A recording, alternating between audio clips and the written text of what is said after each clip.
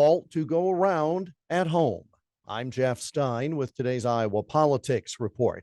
The last few days, we have blamed Joe Biden, then former DNC Chair Tom Perez for Iowa losing its first in the nation presidential selection status.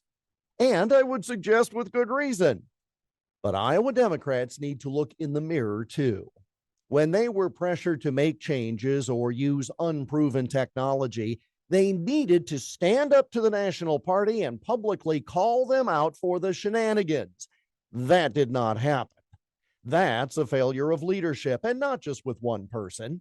Now, I know these days are different, but more than once, Dave Nagel, then in his role as state party chair, waved the Iowa flag proudly and dared the national folks to deprive Iowa of its standing.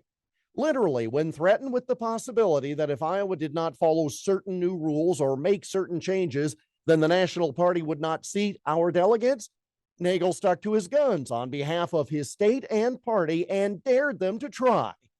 They backed off. That sort of leadership has not been in place for some time, and probably not coincidentally, the state has gotten redder and redder during that stretch as well. The best the current state party leadership apparently can do is issue a news release indicating their disappointment about the changes and then blaming Iowa Republicans for not joining them to enact a state primary, as if that would have changed everything and Iowa still would have been first. Iowa law says our state party caucuses must be held 8 days before any other contest in the country. That was the deal made with the New Hampshire folks, so we'd have the first caucus, they'd have the first primary. That state law is still in place. Strong leadership would declare that Iowa's Democrats will caucus on the same date as their Republican colleagues in accordance with state law. And instead of delegate selection formally, they'll do like the Republicans and do a straw poll of attendees. That follows our law and avoids the risk that the state's delegates won't be seated at the National Democrat Convention. And it keeps the national spotlight on Iowa where it belongs.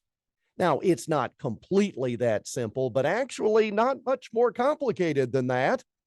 But there is no sign of fight left in Iowa Democrats, frankly, on this issue or most others.